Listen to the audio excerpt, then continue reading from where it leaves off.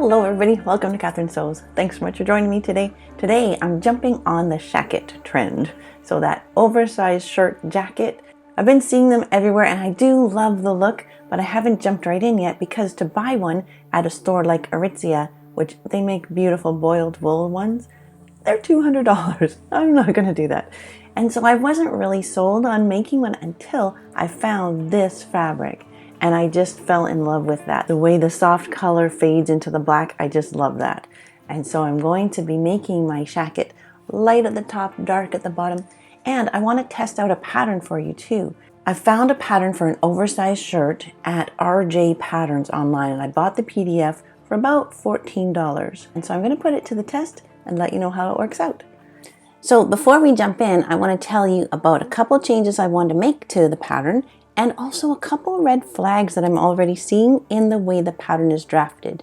So for the changes I want to make, I want to add a side pocket because I think that's kind of important in that Shacket style. So I knew I wanted to add a lower pocket to my version of this oversized shirt Shacket, but it's not part of the RJ pattern or their instructions, so it didn't really need to be part of this video. But I went ahead and did it, and the technique is so good, the pockets are so nice that became its own video.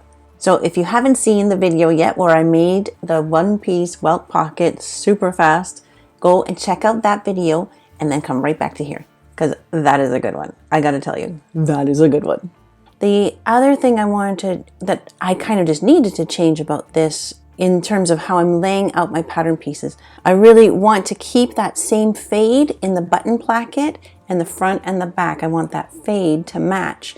And so the best way for me to lay out my pattern pieces was right up against each other. In fact, I had to overlap them to get them to fit.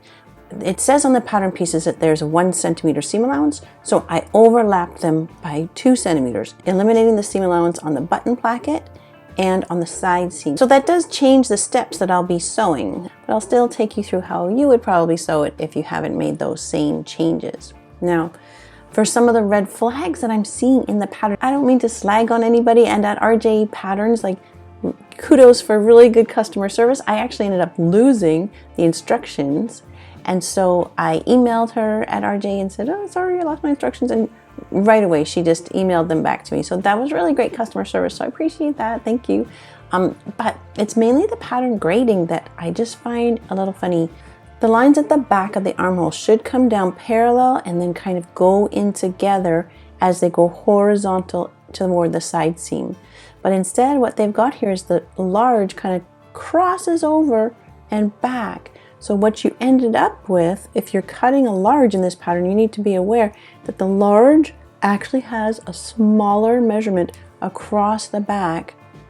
It's smaller than the small because of the way that line comes, it swoops in and back out. And that's not right. It shouldn't be like that. So if you're cutting the large, redraw that just to be like the 3 lines parallel and then coming together straight across there.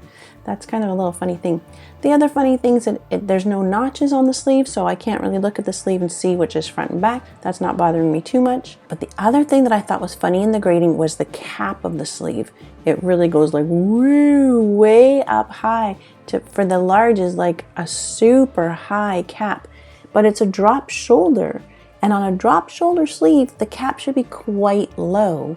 And those lines should kind of coast in together and not be such a big difference in the cap height. So I kind of drew myself a new line a little bit lower than where that medium line is. It just looked to me a little cuckoo to be such a high cap for a drop shoulder. That didn't look right to me. 2 other changes I want to make are with regards to the cuff. It looks really giant, so I might end up cutting some of that down, but I also don't like that it's the overlap of the cuff, it buttons at the seam, which is, it's sort of beginner friendly, like I appreciate that, but I would rather have it button where a normal shirt would button, which is on the pinky side of the sleeve. I definitely don't want the overlap at the inside. That seems funny to me. Those are the changes I'm going to make. Other than that, it'll be pretty much straightforward according to the pattern. So everything's cut out, ready to go. I'm really excited to start sewing this. And so let's look at the instructions together to see what the first sewing step would be. Alright, so these are the instructions for RJ Pattern's oversized shirt jacket. You can see that they've drawn here with the opening of the cuff at the back of the sleeve, which is where it should be, but the instructions get you to do it at the seam here, which I don't love. So I'm going to try to make mine look more like the drawing. Okay, so the first sewing instruction is press your button placket in half, and that's actually really important because the next step doesn't work. When attaching the button placket to the wrong side, make sure there is 4 centimeters on each side. That makes some sense because this button placket is 10 centimeters wide. You'll be sewing down 1 centimeter here, wrapping this around, so that'll give you 4 centimeters on the front, 4 on the back, and then 1 more centimeter tucked in on the back. So that gives you a total of 10 centimeters, right? Except fabric doesn't work that way. They're not accounting for what's called turn of cloth here, where it actually takes up some of the fabric to make these 3 turns, 1, 2, and then again on the back, the 3rd turn. So if you did this, if you had it 4 centimeters from the edge, you're not going to have enough fabric to make it all the way around. So right off the top, I would say don't do it 4 centimeters. Have only a 3 centimeter gap here, just so you have enough to make it all the way around the front. And then when you wrap and wrap, that'll end up, there's my first pin, that'll end up being perfect there. So don't worry that their first sewing instruction doesn't really work, just make that modification. For me, since I have the button placket cut on to the front of the garment, I'm going to just do a couple folds. So I'm folding to the wrong side. Yeah, I'll fold that 1.5 inches, almost 4 centimeters. And then I'm going to turn again, a second fold. And I'll pin that down. And then I'll just sew using the edge of my presser foot as a guide right along that edge. Because of this fabric's fade, I was debating what color thread to use. And so what I'm going to try, I've never tried this before, I've got black in the bobbin and gray in the top thread. And I'm going to flip halfway through when I'm in the faded part. So I just have to keep in mind which side is going to show. And when I turn this back, it's going to be this side that shows. So when I'm starting down here, I want to have the black thread showing, that's the bobbin. Somewhere in the middle of the fade here, I'm going to start. And I'm just sewing at the edge of my presser foot. And then I'm going to flip over and start from that point down. So how does that look on the good side? I think that's good. I think the thread blends pretty well like that. Good, so the placket is sewn, but I'm also going to top stitch this outer edge. I just want it to have that balanced look, and the buttons will sit in between those 2 lines, so I'm going to top stitch it in the same way, doing that little flip.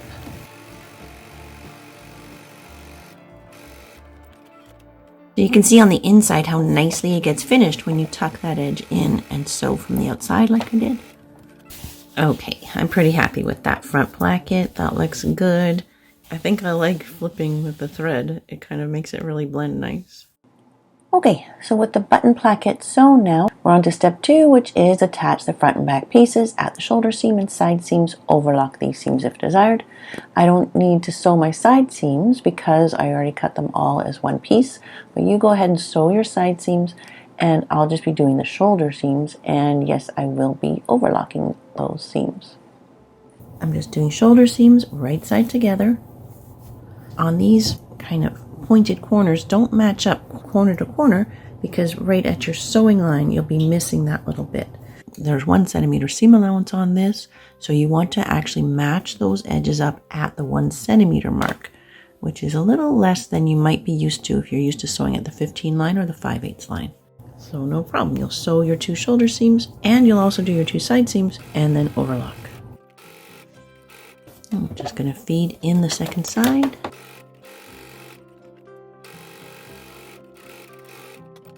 Serging straight across those shoulder seams.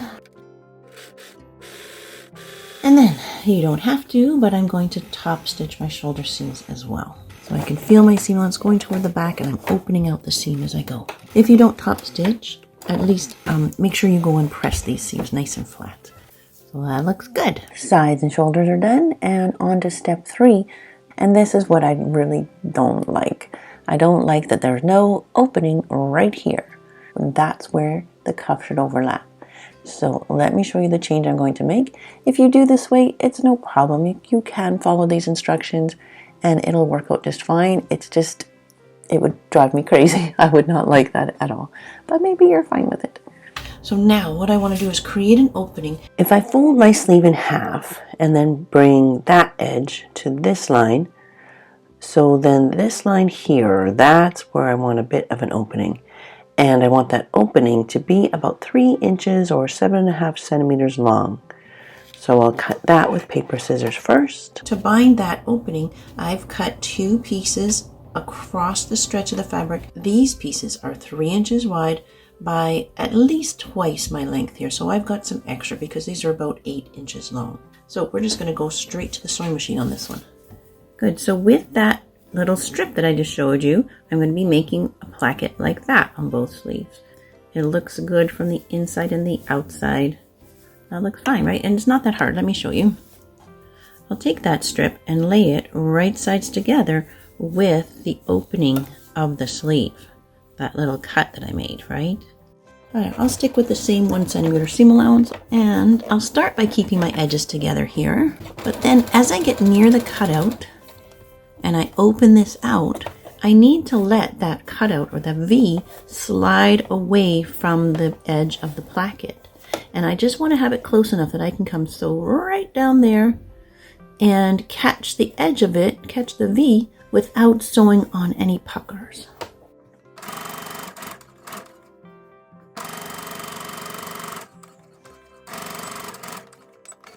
Check the right side to make sure there are no puckers there. That all looks smooth.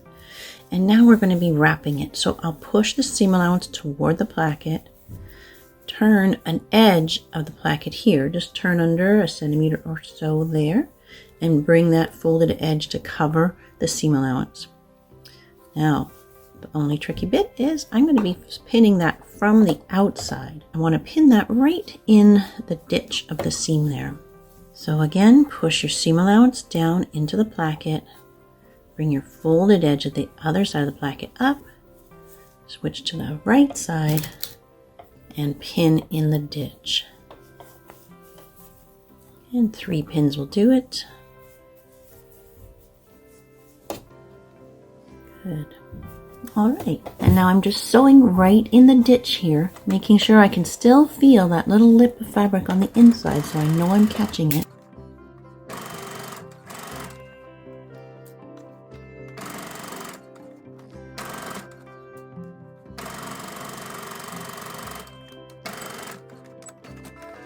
So there, that edge is nicely bound. It's all caught on the inside, nice and neat. 2 more little things to do on this. One is just fold it in half. So now I'm folding the sleeve right sides together and just making sure my bottom edges here are lined up. And then wherever this folds, I just want to sew a little angle right there so that it always stays on the inside. So that little angle is all you need, and that just keeps that on the inside, keeps everything nice and neat like that. So all that needs is a quick little press, and I need to just trim off the extra across the bottom edge there. But that's pretty nice, right? And then once both plackets are done, I'm going to just fold that sleeve in half, right sides together, and sew the seam of the sleeve. I'll go right into the next one and then serge them both together as well.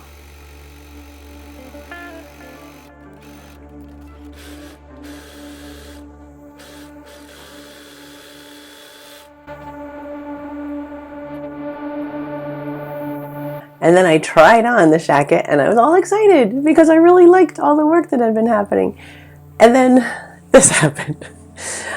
And this happened. Like, oh my God. If this was a fitted shoulder, then that kind of ease and that cap height would be fine.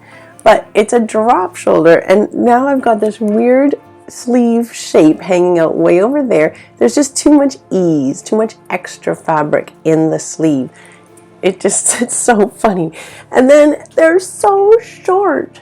these sleeves are like a good 3 inches too short. And now I know I took some off the cap, the height of the sleeve, but that was only in this section. I didn't take off any in this section, right? So it was just as if I had lifted up the sleeve like that, which I think I probably still could do more. So lifting up that did not create a sleeve that's 3 inches too short. So that's fine.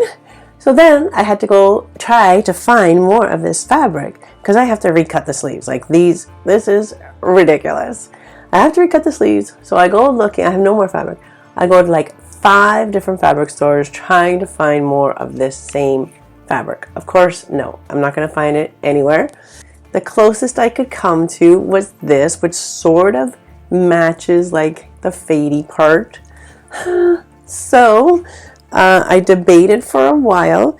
Do I cut off the sleeve here and preserve the nice placket and cuff that I worked hard on and I was really happy with, and then just set in a giant like 3-inch strip into the sleeve to drop that whole thing down?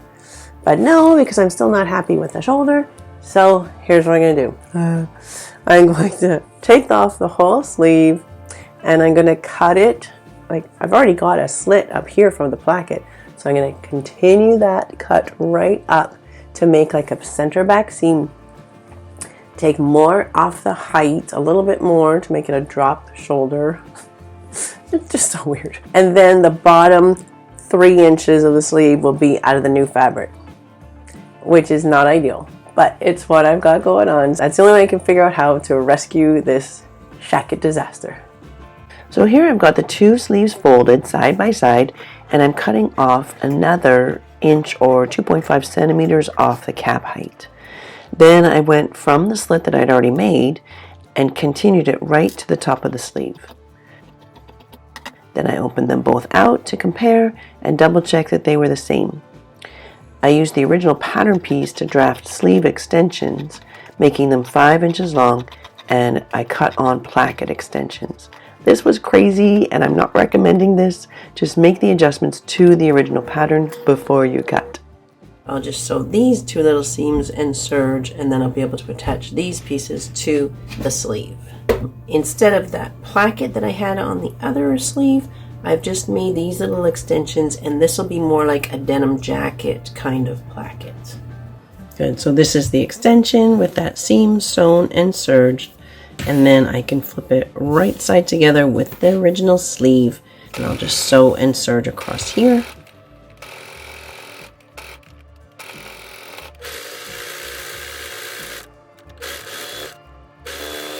So that extension is sewn and serged on.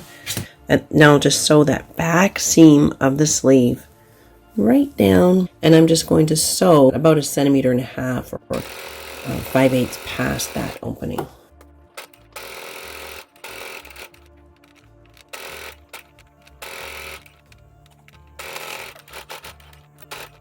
So with the sleeve with the lower cap now and this extension here, I made the placket just like on a denim jacket. I can show you that, but I think that's another day's video.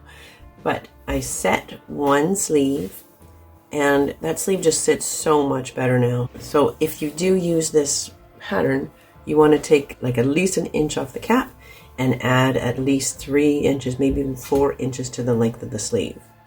And then you'll be fine. So how to set that sleeve?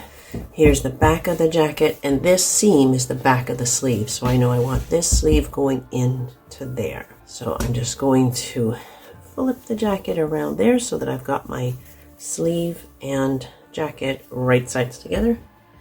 And you remember, I don't have a side seam on this, but I put a couple notches where that side seam would be.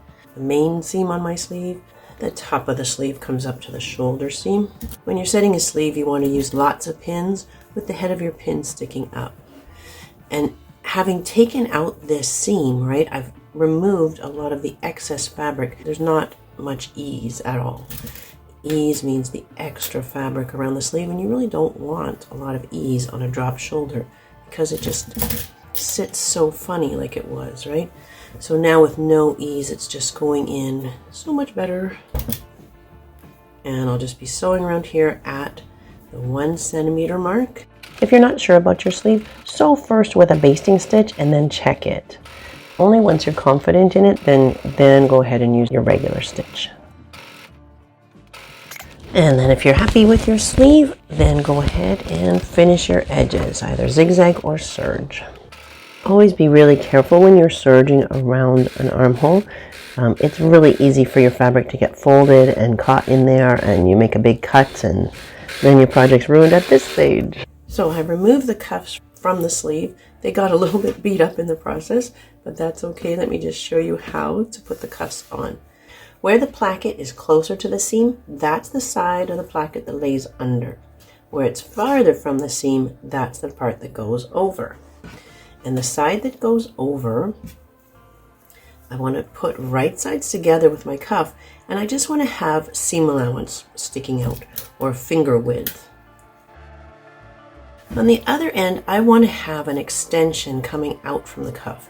So this extension is about 4 centimeters, about 1.5 inches. The sleeve is just going to go in together evenly up until that seam. From the seam to the edge where the placket is going to come over with just seam allowance sticking out, this is where I want to pleat in all of this extra fabric. Normally on a pattern you'd have notches indicating you're pleating, but there's no notches on this pattern, so I'll just be making my own. I'll go a thumb width from the placket and pin. And then I'm going to fold in a pleat that's about a thumb width as well. And then whatever is left, I will also pleat that in. And my pleats are kind of pointing toward that placket, right? The fold of the pleat is pointing toward the placket. So now I'll just be sewing at the 1 centimeter mark right along that edge there.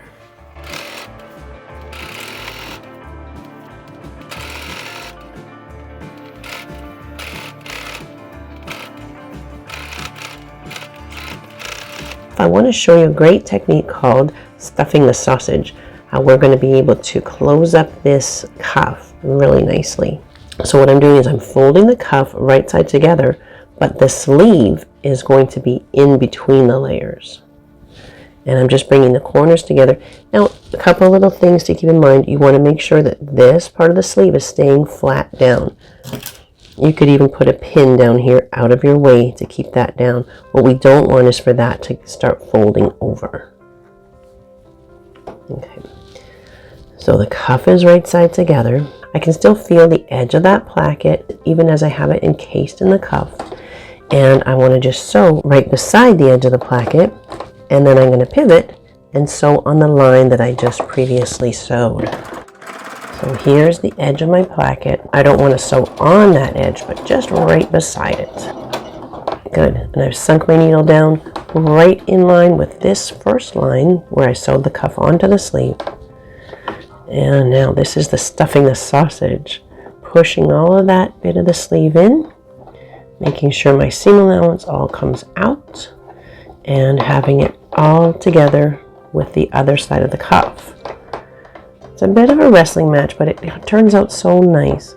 So now I'm going to be sewing right on top of that same line.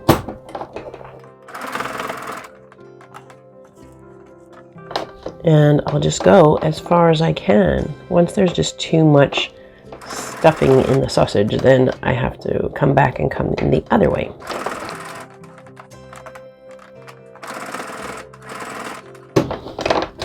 So there, that's as far as I can make it on this side. I know it looks kind of terrible right now, but don't worry, it'll look good. And I can trim off the extra fabric around the corner here so I don't end up with a bulky corner. You'll see how nice that is when I pull that out.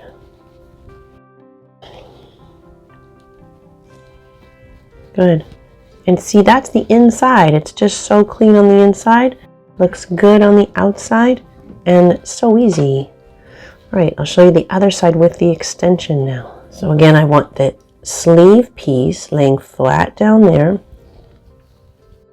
and then fold the cuff right side together.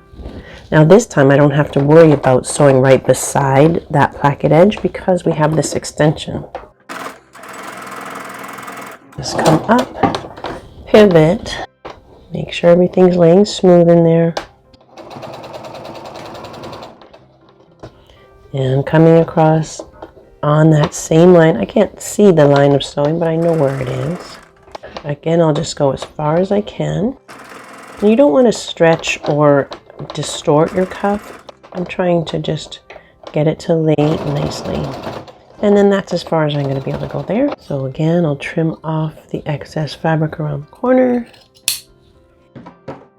And then when I pull this out,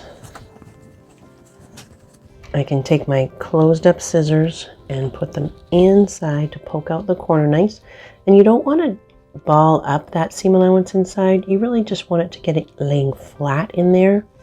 So then I'm only left with this small little gap here to close up, and I can either do that by hand or I can do what's called stitch in the ditch. I'll just tuck that edge in, make sure the seam allowance is going down into the cuff and that my folded edge is just going to cover, and then I'm going to pin it from the outside right in the ditch of the seam there. And so I just need to stitch in the ditch here, make sure I'm catching that little lip of the fabric. I can feel this little lip here. I can feel it through the front.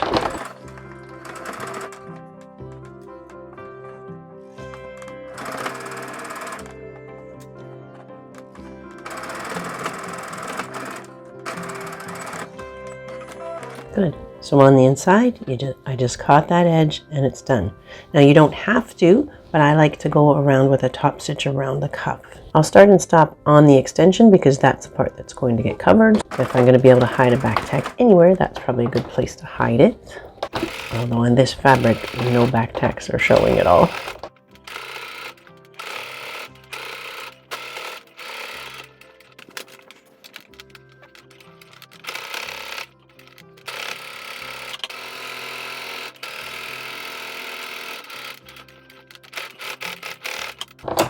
Okay, nicely top stitched, laying nice and flat. That's great. Okay, I'm happy again. The instructions say to do the pockets next, but I'm not worried about the pockets at all. I think they're going to be fine. But this collar is the absolute longest collar I've ever seen. And so I'm going to do that next, because if the collar doesn't work out, I'm not going to bother with the pockets. I'm going to give up. So with the collar pinned together, just the two collar pieces right side together, I'm just going to sew at the centimeter line. And when I get to the point, I'm actually going to turn and sew 1 or 2 stitches across and then finish my pivot. That actually gives you a sharper point. So one layer is interfaced, the other layer is not. At the halfway point here, I'm going to stop. And I'm going to flip it over and come in the other side. It's going to be easier to have the interfacing on top. See how this side seems to be a little looser or softer? Having that on the bottom for the feed dogs to grab it in is going to make that fit in a little bit better. When I trim my corners, I don't want to just come across there. I want to cut off those corners as well. I like to jam my thumb right into the end, pinch that corner, and flip.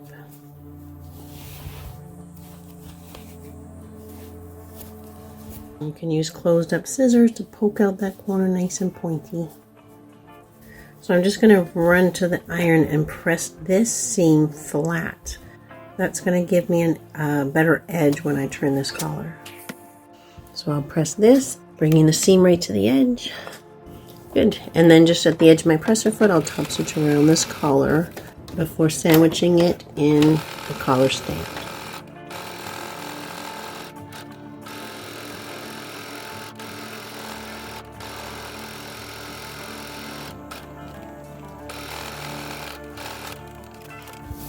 Good. So it looks good with a bit of a top stitch on it like that. And now, collar stand goes right sides together, but with that collar sandwiched in between.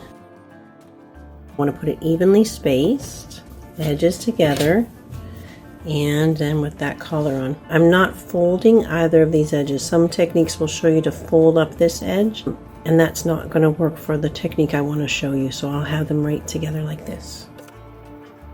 So I'm pinning both ends, and then I'll pin in between. I'm going to start sewing around at that 10 line. Okay, so once again, it's starting to feel kind of loose on top. So I want to flip it so that this looser section is down at the feed dogs. And the feed dogs are, of course, those little teeth underneath. If I get the looser section down, they'll help ease it in.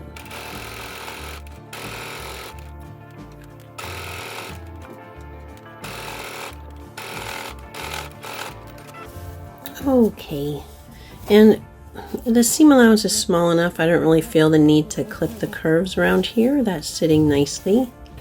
So I'm just going to take that to the iron and press that nice and flat. And now the collar, that whole collar assembly is now going to sew onto the whole neck edge. And now I'm taking just one layer of that collar stand, putting it right side together with the shirt, centering it. This is the collar stand, kind of sitting upside down here. There's the seam of it. And at the point that I'm going to be sewing, I want this button placket to just hit that seam. So I want them to be together like that. I don't want a gap or an overlap, right? I just want this to be snuggled in to that seam there. Good. And both ends are like that. Good. So I don't need them to touch at the corner. I need them to touch at the sewing line. So I'm just going to sew from this point to the other end, and then I'll show you a nice easy way to get that corner looking good. The corner of a collar stand is, to me, one of the trickiest areas of sewing, and I want to just show you a little tip that made it so much easier for me. I want to sink my needle down right here where the button placket is meeting the seam of the collar stand. By sinking the needle down like that before I start, I know that my layers aren't going to get shifted when I start sewing.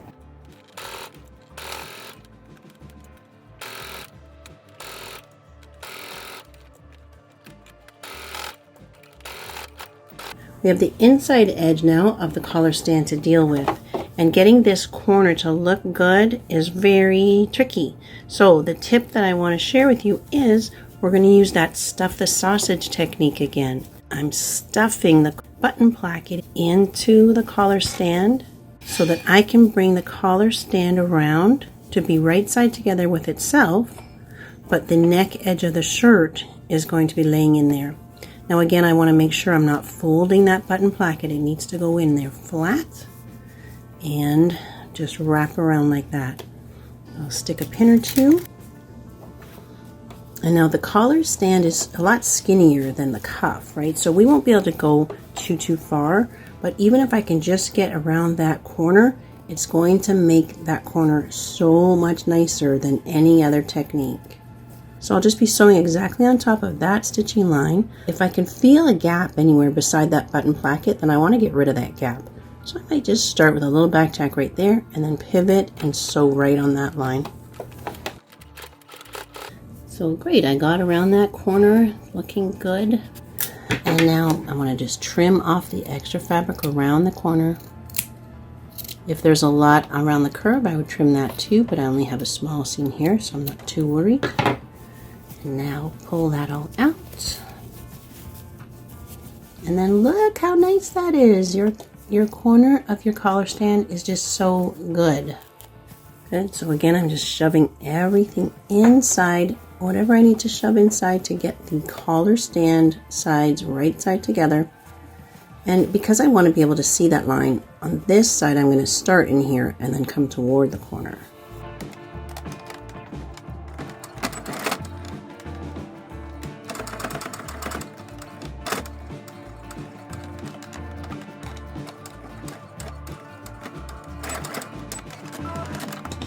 Awesome. That is nice, right? Okay. It's just the remainder of this whole opening of the collar stand that I have to do the little nightmare of turning up this edge. Now, you have a couple choices here. You could just pin that and sew that by hand. Of course, I don't want to do that. I'm going to put pins vertically on this side. I'll just be tucking that in. I'll pin this whole edge vertical. So what I'm doing here, of course, is pushing that seam allowance up and then make sure I'm just turning under about 1 centimeter little less than 1/2 inch. And I'm bringing the folded edge down past that sewing line, right? I'm covering that sewing line over because I'm actually not going to be sewing it from this side. There's my collar stand all pinned in place. And now just switch your pins over to this side and stitch in the ditch there. Pinning it first from the inside does help a lot to make this step easier. I can feel that I'm catching that inside folded edge. The stitching in the ditch should just disappear on this side, and then it should look good on the inside too because it'll just be catching that folded edge. I'll be taking the inside pins out before I sew this. So I'm going to be coming right along in the ditch there.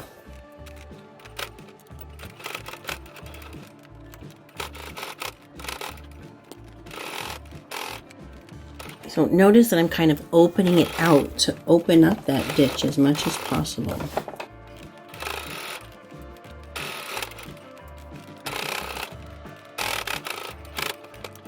So from the outside, the stitches that are in the ditch just disappear. That looks pretty good. And then on the inside of the collar stand, that edge just gets caught in there nicely. So it looks good from the inside and outside when you do it that way. I'm going to do a top stitching all around the collar stand. I'm starting at the center back so that I can hide my back tack back there. I definitely don't want to start at the front corners because I don't want to back tack there. And again, the top stitching is optional, of course, but I do like it. I think it kind of keeps everything feeling a little bit more solid. It gets to be a bit of a wrestling match as you're coming around this side.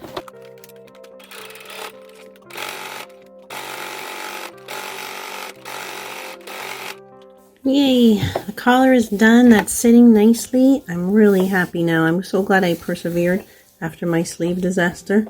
And so all that's left now are the upper pockets and the buttons and buttonholes.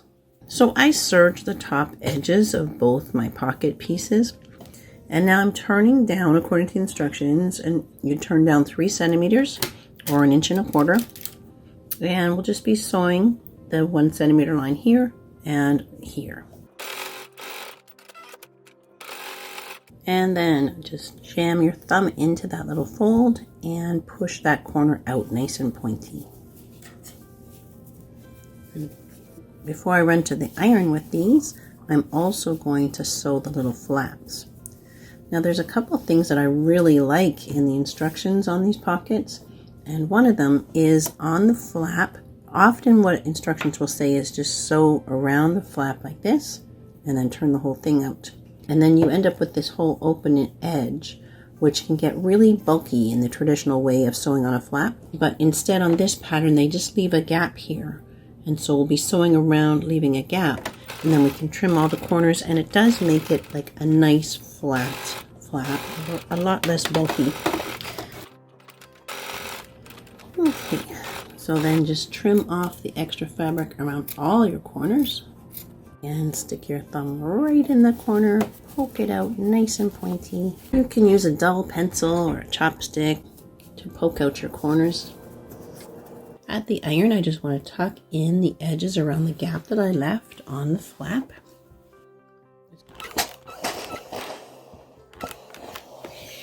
For the actual pockets now, I want to press down this 3 centimeter fold. And then just follow the same fold down on both sides.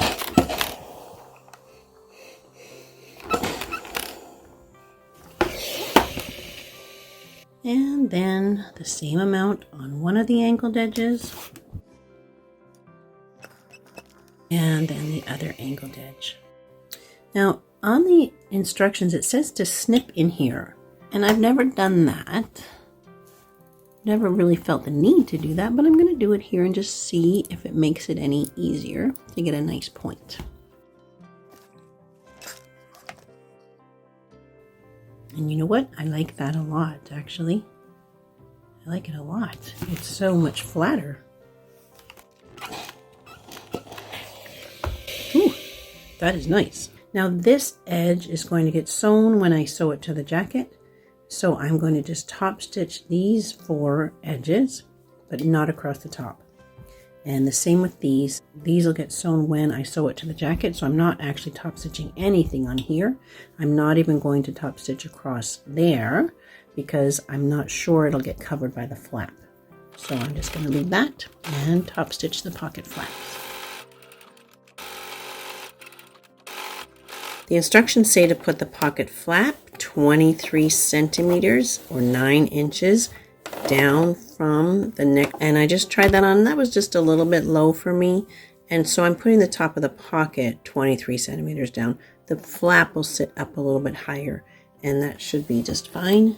And I've just got the pocket centered on the front, and I'll just be sewing around nice and close to the edge. I like sewing the pocket on before the flap too. It makes more sense to me to put the bottom layer on first before the top layer. So pocket on first, then the flap. Now I'm just centering the flap on top of the pocket.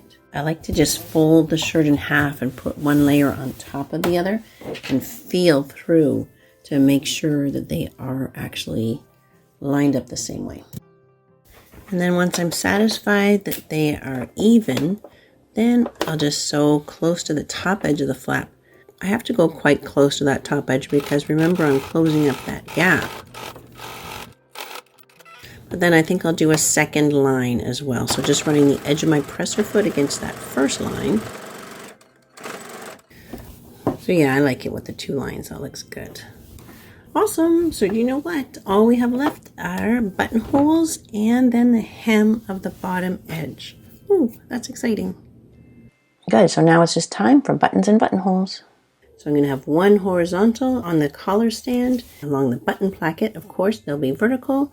So I've got a pin, 1 on the next end, and then 5 equal spaced along that button placket. I'm going to do buttons on the front and on the cuffs, but not on the pocket flaps. So I'm going to leave the pocket flaps with no buttons. My shacket is all done, and I'm really glad I persevered. When the sleeves were so short and funny looking, I almost gave up, honestly, especially when I couldn't find more of the same fabric. But honestly, this seam with that extra inset, I don't even really notice it anymore. It's fine. It doesn't bother me in the slightest. So yeah, there were some problems with the pattern, mainly in the sleeve cap being too high, having too much ease, and the sleeve being too short. But if you're comfortable with making those corrections, then I think you can make a really great shacket out of it. I'm really happy with this. It's so cozy and nice. I love it. But I hope you liked some of the techniques that I showed you about stuffing the sausage with the cuff and the collar and doing the button placket that way. I'm really happy with all of those techniques. And I did like the techniques that came in the pattern instructions for the pocket flap and the pocket itself. So hopefully you found that super helpful, and hope you like the shacket, and I hope you make one too. If you do, let me know in the comments below. So that's it for this disaster and recovery video. If you like that video, give it a thumbs up and hit subscribe, because it would be great to have you along on my next sewing adventure as well. And until that time, you take care.